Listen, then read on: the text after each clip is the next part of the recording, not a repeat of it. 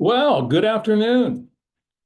Good afternoon and welcome to Another webinar Wednesday hosted by the Cal State Bakersfield Small Business Development Center. This is webinar Wednesday number 333 on January 29th, 2025. And it's been the run lately, or the last few years, we've decided to do our State of the Small Business. That's right. We take a good look at what is going on in the dynamic shifting environment and the ecosystem of small business and entrepreneurship. And I will be providing much of that information today.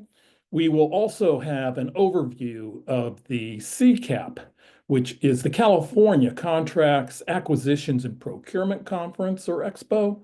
That is to be held next week in Ridgecrest, California, February 4th and 5th. We'll look at that a little bit. We did, unfortunately, our guest speaker, Carrie Crutcher, unable to make it today because of an illness. So today I will provide you my estimate, my 2 cents worth on what is happening in small business.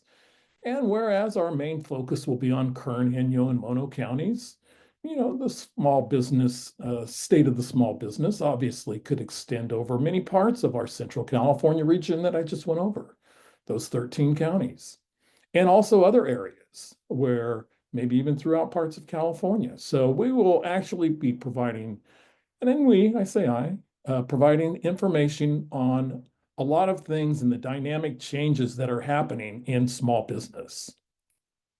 We mentioned a little bit of the CCAP Expo. I will take you through to the website and talk a little bit about that also as well today. And we'll be looking at contracting opportunities with China Lake. China Lake has a little thing called their long-range acquisition forecast, which is, give or take $1 billion or more in money that will go out to contractors for a lot of the weapon system designs and programs that they have at the top secret weapons laboratory and outside of Ridgecrest. So also we'll talk about some of the optimism and obviously some of the disruption that is ringing through the new year. And a lot of optimism that really started in November, according to the NFIB. We'll talk a little bit about that, the optimism and why it's important. We do frequently discuss optimism with our friends at the National Federation of Independent Business, and also talk about some of the key things happening in disruption. And it's going to be a disruptive year, obviously. So we're going to talk about some of the key industries, that some of the potentially good things and some of the maybe the potentially challenges that they're going to have in 2025. A lot of the opportunities and maybe even peril for small business. We're going to, talk a little bit about accessing capital in 2025, because accessing capital is in my DNA. We're here about every Wednesday discussing generally one accessing capital program or another will come up. So that is in the DNA. That'll come up today. Talk a little bit about our East Kern Capital Summit and maybe some other summits on the horizon to really get you in front of those particular lenders and really have this a accessing capital 2025. As always, at the end of today, I will take questions. Maureen, our producer, will be in the chat box providing today's resources, a recap, and actually no poll today. Didn't feel we had time for a poll, but, let's just jump right into some of the things that we need to talk about. So to start with, let's go to the website for the actual, NOCWD Industry Days for 2025. And this is the California Industry Days Expo, which is part of the CCAP presentation for 2 days. So this is going to be for 2 days in Ridgecrest between February 4th and 5th. Actually, the 6th, we'll be doing our Capital Summit on the heels of these two fine conferences. We'll be in town all that week as well at the conferences, participating any way we can. So any way that we can help you from an SBDC perspective, let us know. We will be there. So there are ways to jump in here. Obviously, There's the theme of the conference. NOCWD is an acronym for the Naval Air Warfare Center Weapons Division. And one of their operations is at China Lake. Point gives the other one. I want to show off. So this Industry Days is an opportunity to network, collaborate, and strategize. Really, you need to be a pretty serious type of actual, you're already into the acquisition game. You're into contracting and procurement. Or it's a great opportunity to go over and to learn about it. But here's a little information in the web. This will be in the particular chat for those that might want to look at it. It does start in only 5 days. What will I say? So you can expect 2 great days of being actually in the procurement mode. And then the last day, if you want to stick around, there's going to be our little capital summit that we'll get to. So here's some of the most frequently asked questions right there. How do you get to the venue? A lot of times people are coming from, since this is kind of a national event, a lot of times they will fly into LAX. You can fly into the Bakersfield airport as well.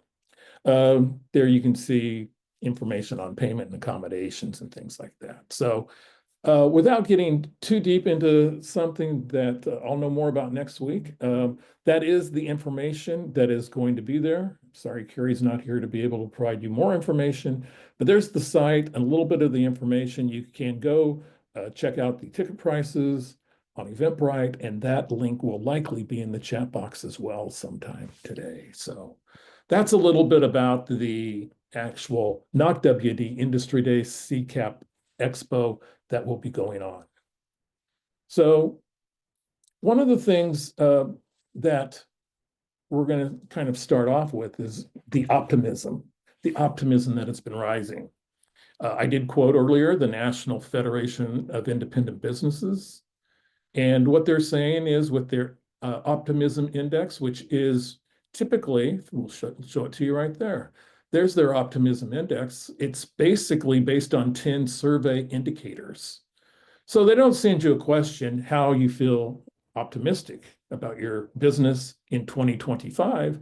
They ask you 10 questions that are going to be harder questions that are going to be on your job creation plans, what job openings you have, inventory. Are you going to actually carry more inventory? Are you going to carry less? How do you expect your earnings? Are you budgeting greater earnings? Do you forecast more profitability? And what are your capital expenditure plans for equipment, maybe land and building? And some of the other softer components of that optimistic index is expected business conditions for your particular industry. They could be different from my industry. They could be different from a lot of others. So how is your outlook on business conditions, expansion, sales, etc.? You see the list. So here is kind of the running data from 2019 in January. And we see that basically the peak for this was going into November of 2019 until just recently in December. So the higher the value there, the more optimistic a small business is, and a small business that's more optimistic is more likely to grow and to expand and to spend money on their particular business.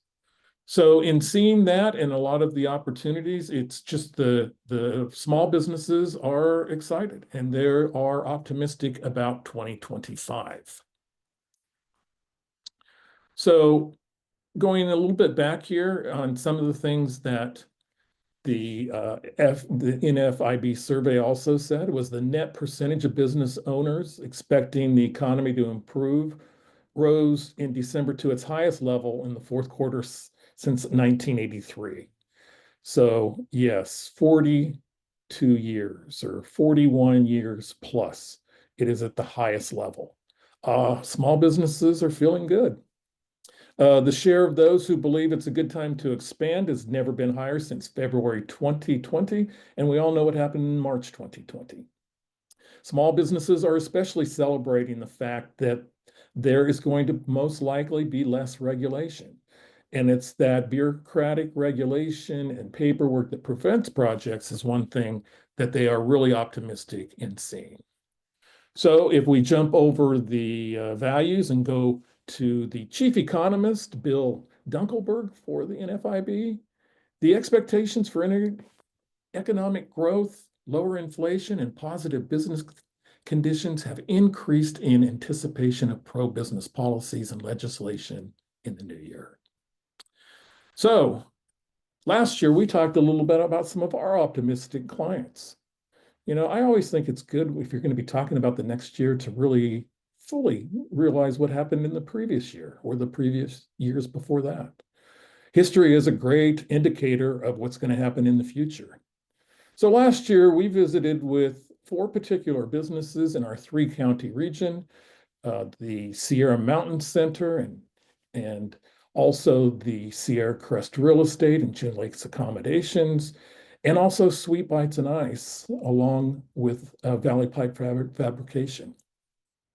So all 3 of these businesses have had phenomenal 2024s, had excellent 2024s.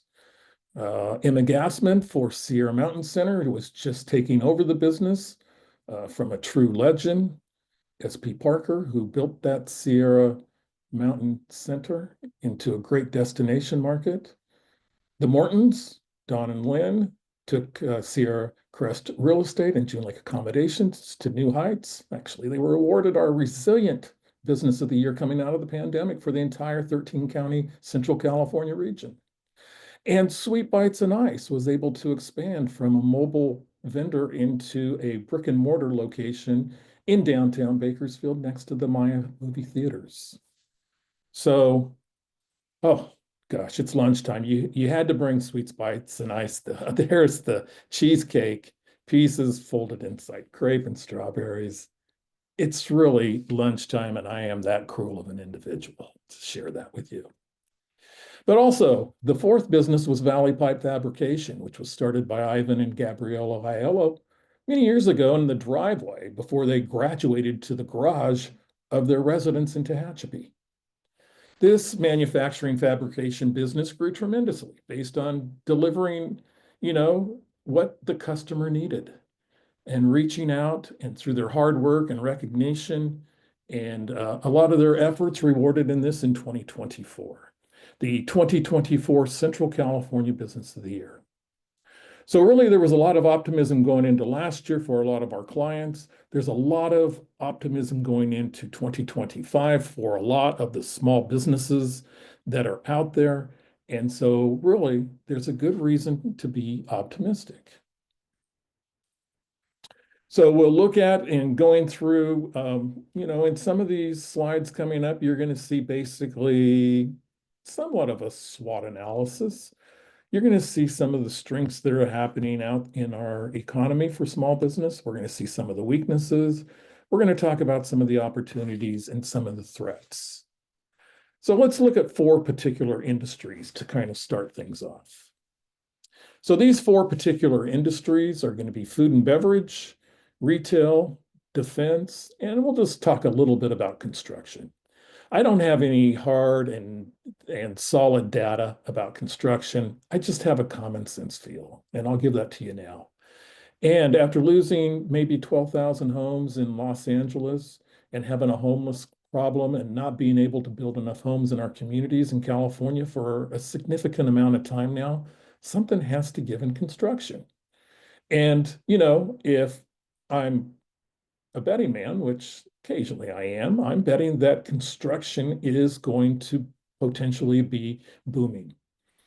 It's going to require some particular strengths in our economy, such as potentially lower interest rates. It's going to need to become more affordable.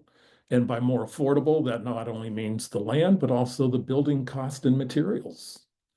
Construction did pretty well during the pandemic, particularly based on stay-at-home individuals that were mandated to stay at home and wanted improvements in not only their home, but their then workplace.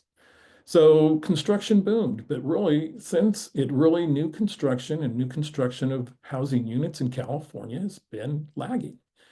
And construction really needs to be a segment that really comes back and really just from a common sense perspective, seems like it really needs to from my opinion. So that's a little bit on construction. Getting a little more detailed into food and beverage and retail and some of the defense industries, some of the great opportunities and some of the challenges that are facing those particular industries is mom and pop businesses are going to remain under siege. Mom and pop businesses had a tremendous run. They bring great new foods and services to our communities. But let's face it, they have been overrun by tremendously improved and increased cost in labor, in the cost of materials, rents, and other factors. They lack oftentimes the sophistication of a franchise or a chain and their proven methods that are applied by location by location. But mom and pops really are essential for our particular businesses and our particular communities, if nothing else. I always love going to mom and pop particular restaurants, especially to get that unique food that I can't get oftentimes at other places. So there are opportunities, and there are opportunities with mom and pops. And from what I see, the opportunities are out there, they're revolving around one particular word, and that's value. Is that the customer pinched by inflation and many other problems that I don't want to get into are really seeking value. And really a lot of the restaurateurs and the new starts that I'm seeing and the successes and the trends that are going on, not only in Kern, Inyo, and Mono County, but maybe throughout the Central California region and beyond. And you're really seeing value as being the main concept. Value and the ability to price. So with value, though, and smaller margins is generally associated with value, is you really need that volume in order to make up for it. And you need to maximize the traditional restaurant metrics. And by traditional restaurant metrics, I'm talking about things like table turnover, by monitoring your cost and doing other things that are so significant and make such a difference in actually turning a profit. So cost and particularly labor are going to maintain a significant challenge. We're already seeing in the food and beverage industry that there's starting to be some robotics and there's starting to be more technology that comes into play.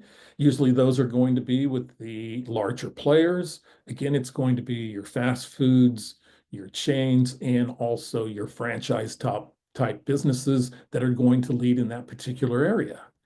But ways of cutting cost. And as a consumer, someone who actually is on both sides of the fence, I'm a consumer that eats out at restaurants. And yet I also talk to dozens and dozens and dozens of restaurateurs, and I understand the challenges that they face. And also looking at, the particular cost and reducing labor to what they can, it's going to continue to be a struggle and a challenge for a lot of these, particularly food and beverage businesses. If alcohol is a big part of your business, like it is with many restaurants, then there's another kind of double whammy as alcohol consumption trends have been declining. People have been drinking less for a while. I saw a rather interesting statistic right around these resolutions. I get caught up in not so much personal resolutions, but these New Year's resolutions from different entities and publications online, 5 resolutions for small businesses. But there are also some statistics coming out that said that individuals were planning on, in nearly 50% of their resolutions, planning on drinking less, with over 30% of those planning on quitting drinking altogether. So if alcohol consumption, if you're particularly a bar and or a restaurant that depends on larger amounts of your bottom line coming from the beverage rather than from the food, then there is a threat for those particular businesses. Also, when we start getting into some of the things that are out there, we have been really kind of riding for a decade or so the mobile food vendor popularity. If the basis on some of the used equipment out there and some of the other things and conversations that I've had with individuals in this industry, that the population or the popularity of these may be waning. So there are opportunities that still exist, obviously, and there will be for a long time opportunities that exist in this area. But as a large scale contributor, are we reaching the saturation point with mobile food vendors? And mobile food vendors generally cranking out a lot of volume, need to crank out a lot of volume in a very small space, which is difficult to do, given other regulations as well. So mobile food vending is something that is particularly looking at. And when we look at also restaurants, we've got to look at a customer who is becoming, well, they're becoming not, I would say, anti-tipping, but maybe they've reached the saturation point of tipping. And so there's been some studies coming out, and there's some ways that maybe food and beverage businesses can become more creative in tipping. A customer really likes to pay for a good service that they receive and has no problem with that. But we've had rising prices primarily because of labor and other food costs that are rising. And while those prices rise, if you're tipping on a percentage scale, your tip is increasing as well. So when you see those that are actually looking to tip a higher percentage, some may be tipping a lower percentage and thinking it's the same thing. But making it fair for your consumer to either tip less or to avoid a tip that they might not feel is fair is something that some of the concerns of these food vendors are telling me. So with the fast food rate going up to $20.50, we're now looking at a minimum wage of $16.50 in California that has grown significantly. It's really any way that you can produce and create that value for the customer. You see it at fast foods as far as these value menus. You see some fast food chains that are rather still expensive. So it's just the value point is the thing that I kind of wanted to stress. Let's jump into retail. So retail, has been an industry that has been slowly reducing because of an online presence. And we were fortunate during the pandemic to be able to employ Bob Phibbs, the retail doctor, and learned a lot from the retail doctor back at that point. And the retail doctor recently provided 5 ways that retail can compete with online businesses. And the first one was to actually go post your guiding principles for all to see. So what is important to you, and why should it be important that your customers shop at your retail location? Freshest ingredients, win-win, we win, our community wins, everybody wins. What is your guiding principles for your particular business? And by sharing those, it really kind of helps get that connection with the customer. We talked about customer service earlier, and operational excellence is a big part of the entire focus of customer service and why somebody might want to go to a brick and mortar retail location instead of online, where they're probably at a price disadvantage. But it's those other factors that oftentimes can make the difference. And the customer service and reviewing your customer service and operational excellence is something that the retail doctor suggested those that are in retail do in 2025. Another thing for retail is you can use your online site to get people into your store. That really should be something that can happen, whereas maybe you have some point or some benefit for them online. That's a coupon, perhaps. It's a potential discount. It's a service upgrade, but somehow use your online site to try to drive traffic to your retail location. And also, the retail doctor talks about the only metric that matters, and that's margins. And also to have an online store that works seamlessly with your physical store. So big thanks to the retail doctor for helping us on with the retail portion of today.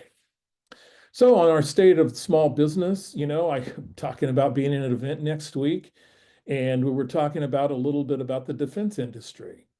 And obviously what has been going on with disruption, obviously kind of makes the defense industry, some feel ripe for disruption, and we'll talk about that. Now, really, I remember during the pandemic, I talked a lot about I wish I had a crystal ball to see where this thing was going. And really, with a lot of things going on now, a crystal ball would be very beneficial again. So I might be able to tell you more things that are happening about the defense industry next week rather than this week. But one thing we do know with the current administration is that there's going to be a lot of disruption, and disruption is not always bad. Disruption has happened in a lot of different instances. We can go back 30 years and talk about disruption when email came around and how it disrupted things. PayPal and online payments disrupted payments and how we paid online and really kind of grew into other particular industries. So we could sit here and talk about the way that technology has disrupted a lot of different industries for the good, unless, of course, you're in that particular industry that's being disrupted. So defense, there's really hasn't been much discussion on this yet, but I did find some discussion from somebody I really admire. Technology is going to always be in the room when we talk about the defense industry. And, what I consider our entrepreneurial royalty saying. And, I think one of the most important people in entrepreneurship and guidance over maybe the last decade and a half has been a guy named Steve Blank. Steve wrote this particular book called The Startup Owner's Manual. The Startup Owner's Manual basically talked about, the fact that startups are not small versions of bigger businesses. He introduced incredible topics to us like customer development that we wore out on Webinar Wednesday in 2013 and 14 and 15. But customer development is still such a critical thing that, I encourage all businesses to understand and learn, particularly if you're growing your particular business. And customer development is merely not talking and not doing as much on the market research side. You're going to want to research your market, but you're going to want to really research your customers and find out if they really want the product or service that you're going to provide. So with all that happening last decade and then moving on here, he's been doing a lot of teaching at universities such as Stanford and Cal, and he's been doing a lot in the defense industry.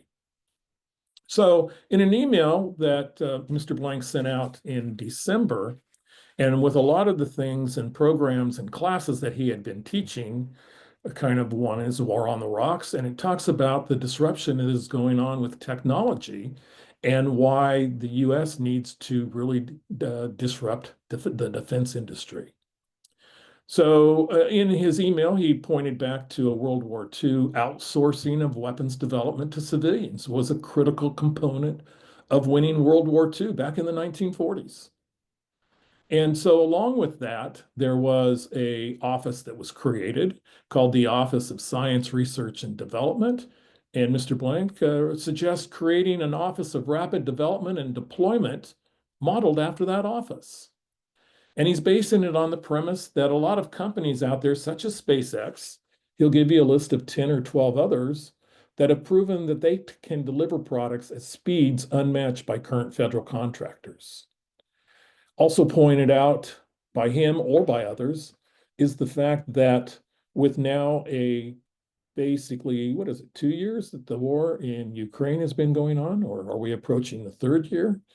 Is that much has been learned about fighting battles in the decade of the 2020s compared to what it was a lot earlier. So outsourcing advanced weapons to private industries may be part of that solution. So it's a rather interesting read. I don't know if we'll get it in the chat this week, but if not, we can really get it in the chat next week, or send us a line and we can actually forward it on to you by really an individual who is really, really gifted in that particular background and experience. So in California, we talked about California needs to build more housing units, but haven't we realized many years ago that we have a fire problem? And when are we going to address that? And I understand it is a federal, state, local, and even individual level that it has to be addressed on. It has to be addressed all the way down to the homeowner or the landowner. But our fire problems that we've had, and we've had them for a while, they can go back to, massive fires in the earlier part of this century that burned mostly through rural areas, but would burn 200,000 acres or more. And, you know, now, they've become urbanized in Santa Rosa, for example, the Tubbs fire of 2017 that burned just thousands and thousands of homes, burned almost through a major California city, and did significantly huge amounts of damage there. And didn't learn a lot because then the next year we lost 85 individuals in the Camp Fire in Paradise, which took out the entire community. A little less urban, a lot more rural, but still the problem continued. And then, of course, what has happened in LA County. And, it's kind of obvious that we're going to have weather challenges. And the blame on why weather happens is really, at least me as a property owner in California, not my concern. It's going to happen even when we have wet years to when I used to show all this snow from 2 years ago. What did that do? That created more fuel for these fires in the terms of weeds, brush, and other material that recently burned in LA. Yeah, even wet years are problems in addition to dry years, and that's going to continue forever. We have a fire problem, and now it might finally be addressed. So that is the good news from all this. But there's a lot of opportunity. There's a lot of opportunity in that particular area. There's a lot of urban forestry and rural forestry that needs to be done. There are simply not enough businesses in California to do that. In entrepreneurship, there's entrepreneurship opportunities that are available. There's technology that needs to be devised and created to make it more cost effective. But California's fire problem is an opportunity, and it's an opportunity for many out there to come up with solutions, businesses, and others to address those needs. We can go right up into Mammoth, where they're working on this and have been working on this for a few years. But their problem is going to be the same thing, is they need forestry businesses in order to reduce the huge amounts of fuel around Mammoth Lakes. And, without doing so, puts entire regions at risk. It doesn't only put the town of Mammoth Lake at risk, it puts the entire Eastern Sierra at risk if a fire were to roll through there. So hopefully now we are going to be, unfortunately, this had to happen, but unfortunately, maybe will get us into actually spending and throwing more resources, maybe some more technology and innovation toward this particular problem. We can also look at California opportunities. If you're going to talk about forestry, even in the ag business, there's still opportunities. Sure, there's challenges too with the amount of water that we have for farming, but there's a lot of still niche opportunities and a lot of still, particularly in the San Joaquin Valley. When you go into the San Joaquin Valley and you see the incredibly amount of food that is produced, you get on the Central Coast, slightly different, but there's still incredibly amount of value-added resources that can be done. And those are some opportunities in California. So did mention on the disruptive side of things that the private sector disruption has been going on for a long time. We now see disruption is going to be going on in government. And is that going to create opportunity? I'm pretty sure it's going to create opportunity for somebody. So what are those opportunities going to be? Well, it's going to be those in government that are disrupted. It's going to be individuals that have maybe the opportunity to branch out on their own. It's going to be services that are no longer provided by the government. It's going to be products that are going to be needed. So in seeing where At my level of all this, I sit and wait to see what happens and then try to react to what happens. And that's where we are right now, is in a reaction mode, but there's going to be opportunity. There's going to be opportunity as government gets disrupted, and hopefully the disruption isn't as painful as the opportunities that are going to be created. We just talked a little bit about the military and the Defense Department disruption, but it's going to go across all segments of the economy. And it's not something that is brand new, it's something that has been going on. But really, if you can, just take a step back from shaking your head, and look at some of the opportunities that present themselves to small business and entrepreneurs with a innovative idea or concept. So in talking about disrupting, you're going to need to fill any particular needs, you're going to need some capital. So we have our East Kern Capital Summit coming up. It's dozens of funding opportunities. It's going to be at the California Welcome Center in China Lake in Ridgecrest. And it's really opportunities. We'll be talking about over 50 programs there, a dozen different speakers. It's an opportunity. We're flipping Shark Tank on you. We're not having you pitch in front of some lenders. We're going to bring the lenders and those with funding resources up to pitch to you on why they want you as a customer and what it takes to do business with them. It's going to be a live event. In the past, our capital summits coming out of the pandemic have been both virtual and live and on demand. We're going to make it on demand available for our clients afterwards, and it'll be available as soon as about 5 days afterwards on demand, if the recording all goes well, as we all hope it does. So there's an opportunity to go there and sign up. We will be having other opportunities throughout our particular region. We will have our next Capital Summit will be the Kern Capital Summit in Bakersfield, and we're looking to add one in West Kern and East Kern as well. So one of the things that if you've been on the webinar, you've heard us talk a little bit about, and that is the Federal Reserve does an annual credit survey. And for those of you out there that participated in that survey, thank you. As you see on this particular graph, 98 of you answered this particular question, and that was if you're a service or a good or retail or finance business. So very basically, are you a service or are you in the products line of things? So in this, it's almost a 60-40 split nationwide, and also we follow that particular same trend. So going through a few of these statistics that are based on from that particular survey. Oh, and thank you for creating these fine graphics.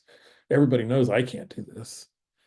So one of the things that we found interesting was how our particular three-county region, and maybe even greater parts of Central California, how they use financing and credit. And with 109 respondents, we wanted to compare how we did with the US in general.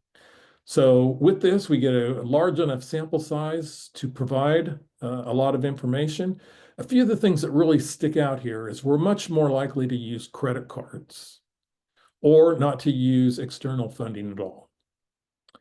We use far less as far as leasing equipment.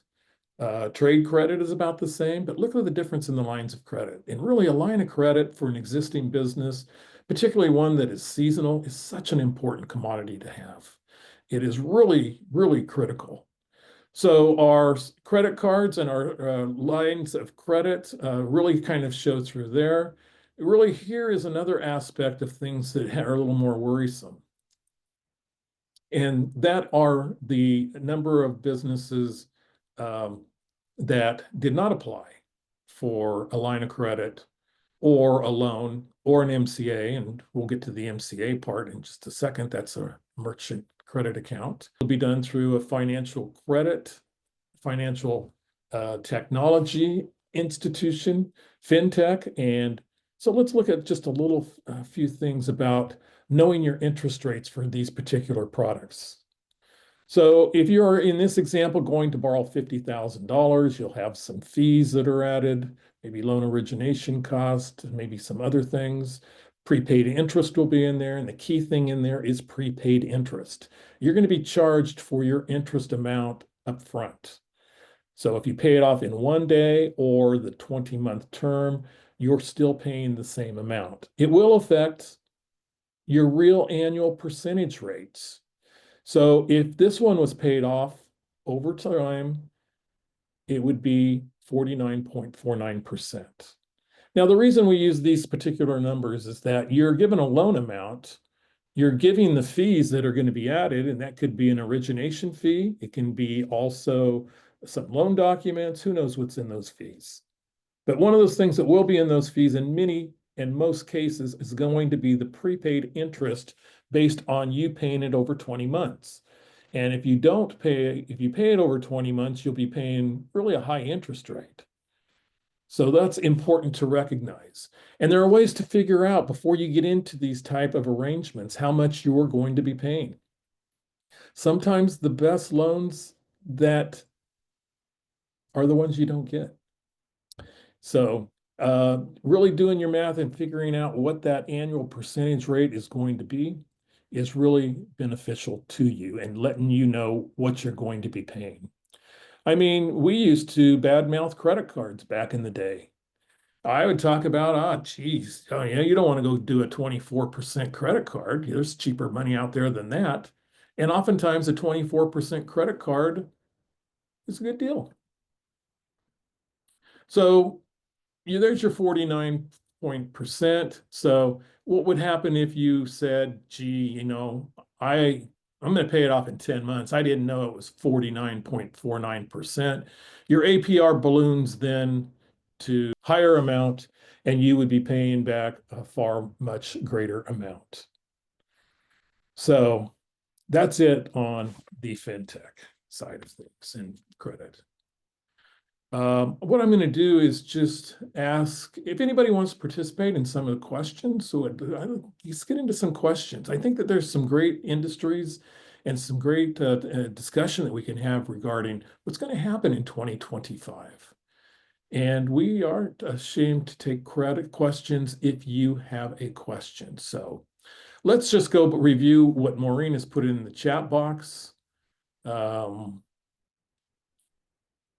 We talked a good amount about the CCAP industry days coming up in the 4th and 5th.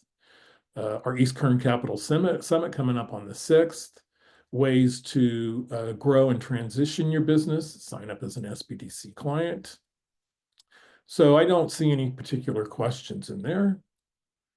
So let's see. Anybody else have anything else for our 2025 State of the Small Business? There's a question.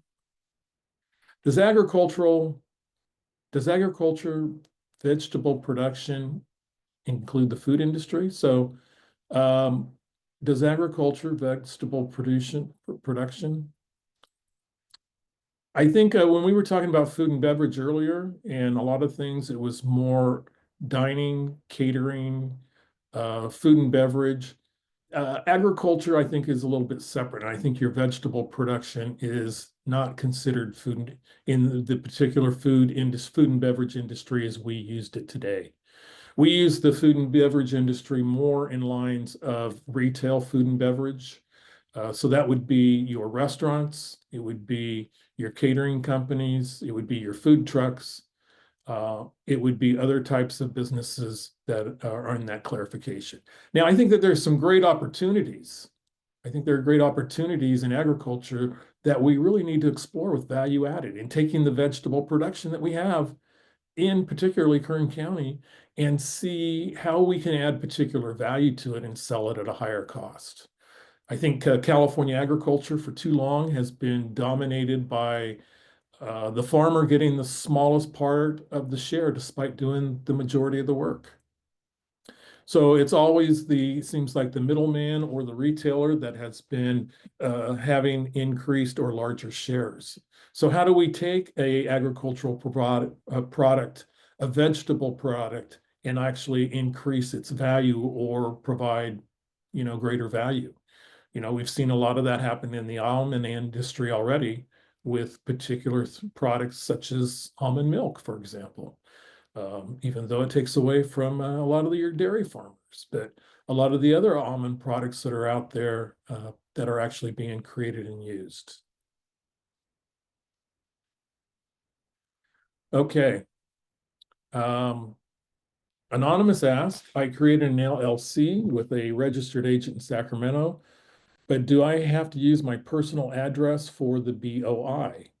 From what I read, the address of the registered agent should be sufficient, but I think I might be incorrect. That's a great question. And we have advisors at the SBDC who have wrapped all around the LLC. And since it's paused right now, the LLC, the BOI, which is the business ownership information, the intent behind the business ownership is for individuals to actually provide their personal address or personal information. It's designed by FinCEN, the Financial Crimes Network, to try to find individuals who are doing things like trafficking drugs, trafficking human beings, or other bad conduct. But the address I don't really know if you get into the registered agent. I would think, I'm just giving you what I would think. I'm just giving you my best opinion right now. And that would be that I would think that the registered agent would not be sufficient just because they are looking. And if it was, then that would be kind of a workaround for a lot of people to get around the actual filing.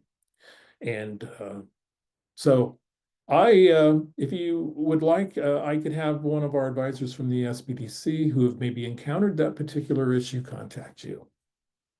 Considering that Kern County has a significant Latino population, how are the immigration rates projected to impact small businesses here? Well, that is going to be kind of wait and see. I guess that's going to be a case by case, individual businesses. It depends on a lot of factors that I really don't have any answers for right now. Obviously, that there is a significant Latino population throughout the San Joaquin Valley here in California. And immigration raids are, I guess, going on around the country.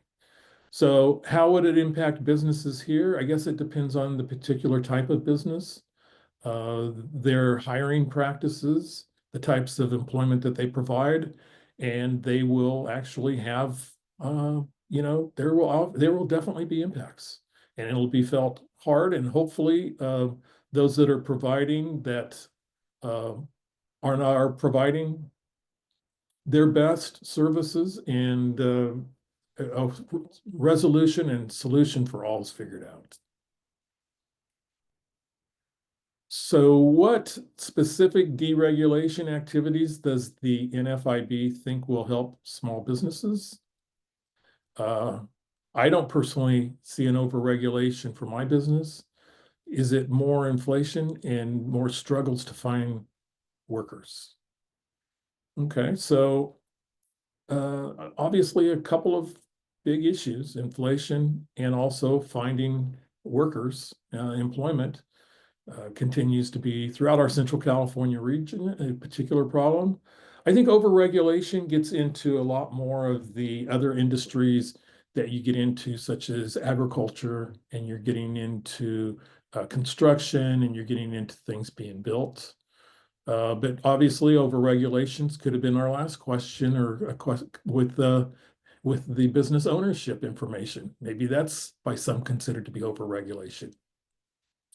So a lot of overregulation could also include regulations for employers, and some of the things that we hear quite a bit about regarding things that go on with particular HR issues.